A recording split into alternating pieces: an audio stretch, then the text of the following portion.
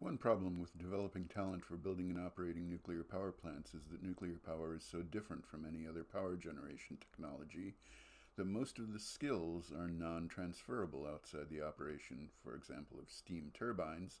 There's relatively little you can take from your nuclear power experience and apply it to a coal power plant. Let's contrast this with aerospace. They call it aerospace for a reason. Pilots become astronauts and pilot spaceships. If astronauts had to train solely for being astronauts, they would become more difficult because what if there's no space recruiting rather would become more difficult because what if there's no spaceship to fly them on because the spaceship project failed. Today those astronauts would go back to being pilots. The same is largely true of the engineers that build spaceships and aeroplanes.